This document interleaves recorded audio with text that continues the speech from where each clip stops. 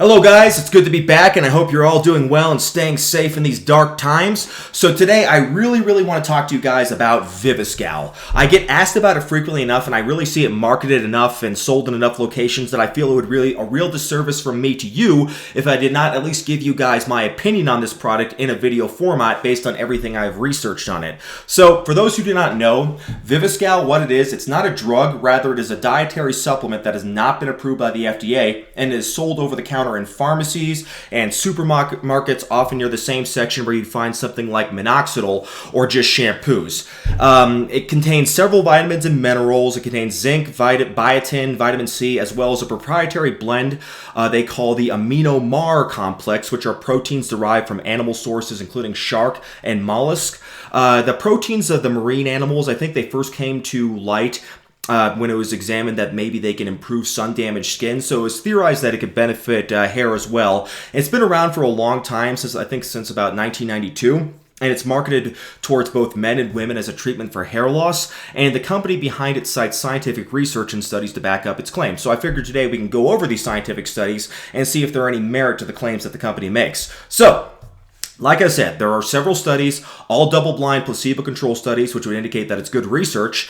And the studies feature exclusively women, interestingly enough, of varying ages, usually between the ages of 21 up to 75, as well as varying ethnicities. I think it's like 88% Caucasian, and then it's like 10% Hispanic, and then just like 2% Asian. I don't know if there are any African-American women in the study.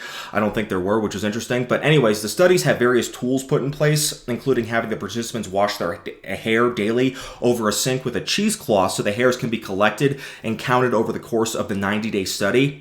And they also used an interesting tool called a phototrichogram, which is a tool used to measure hair diameter, as well as both vellus and terminal hair quantity per cubic square centimeter. So the results of the study found that compared to placebo, the women treated with Viviscal experienced an increased hair growth up to twice as great as pre-treatment levels. So, that's amazing.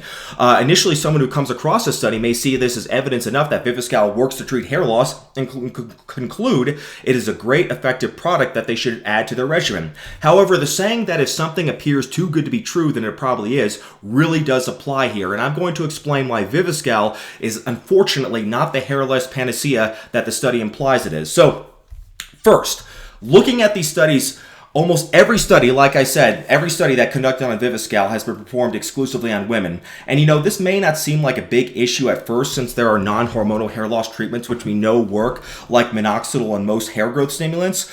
But in the case of hair loss amongst females, it is often caused by factors other than androgens, unlike in the case of men, where androgens and specifically dihydrotestosterone on the scalp of men who are genetically predisposed to male pattern baldness is the overwhelmingly most common culprit of hair loss. Now, women, they can also lose hair due to genetic predisposed sensitivity to androgens, but being that women obviously have much lower androgen levels than men, their causes of hair loss are not nearly as ubiquitous as is in the case of men, where you can almost be certain that if a guy is losing their hair, it's because of they're genetically predisposed to androgens, like I said. So, when you see women with hair loss, it's interesting since androgens are often taken out of the equation. So we can see causes of hair loss from lesser known factors, including potentially nutritional deficiencies.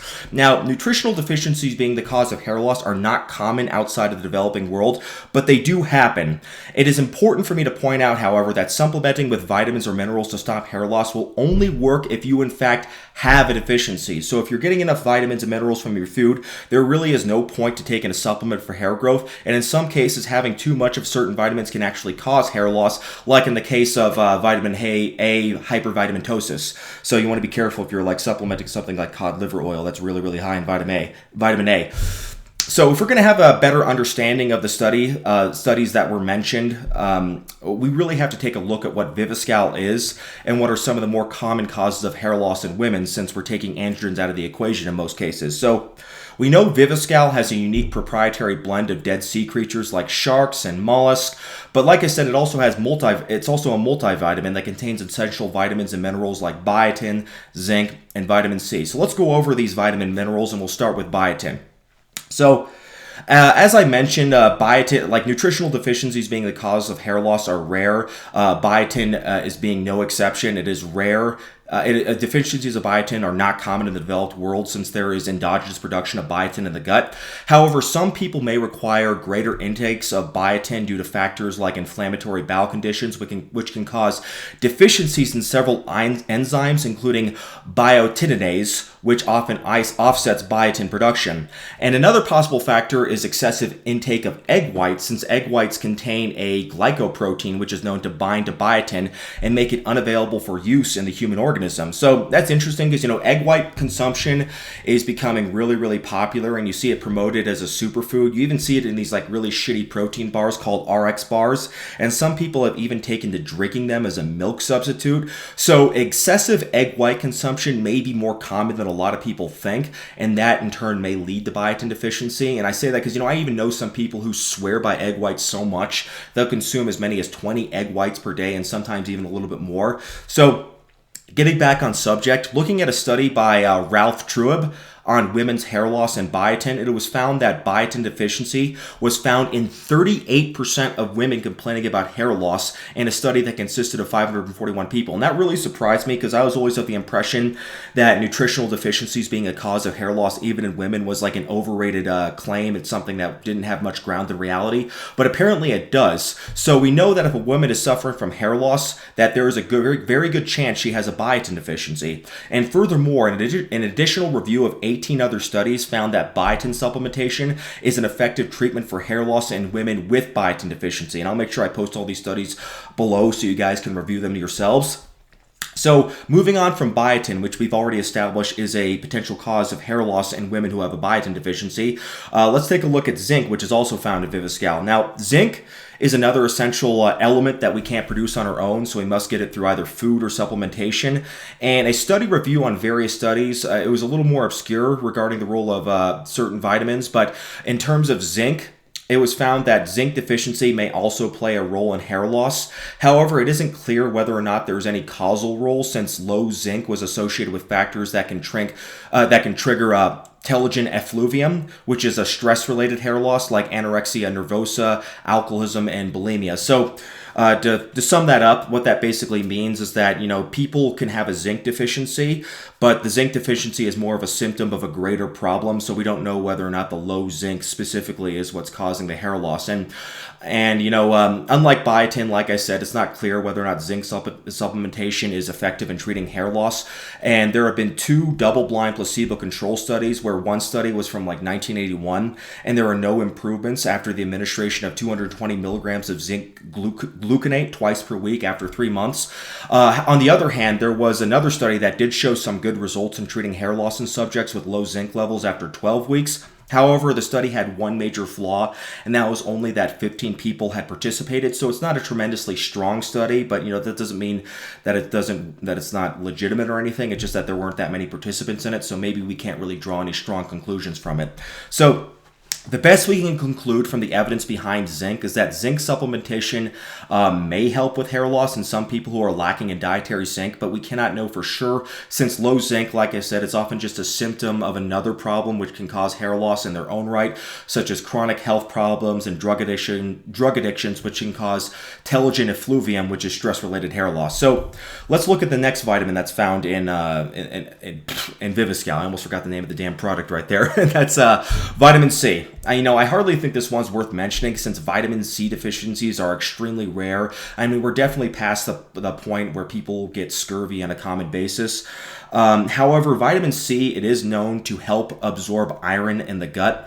Now, heme iron, which is iron from meat, doesn't need vitamin C, but heme iron is a pro-oxidant which can cause endothelial damage and thus lead to heart disease. So people should really strive to get their iron from plant sources to begin with. And if you're getting your iron from plant sources, there's pretty much no way you're not going to get enough vitamin C. So even though vitamin C deficiency itself isn't directly associated with hair loss, having too little can cause an iron deficiency, which can cause hair loss. But vitamin C deficiencies, like I said, they're extremely rare unless you're doing something retarded like the carnivore diet. Therefore, I can only conclude that the presence of vitamin C in Viviscal is benign, meaning it's not harmful or helpful towards hair loss, because chances are you're not going to be vitamin C deficient. Very, very unlikely, unless you're like a pirate at sea.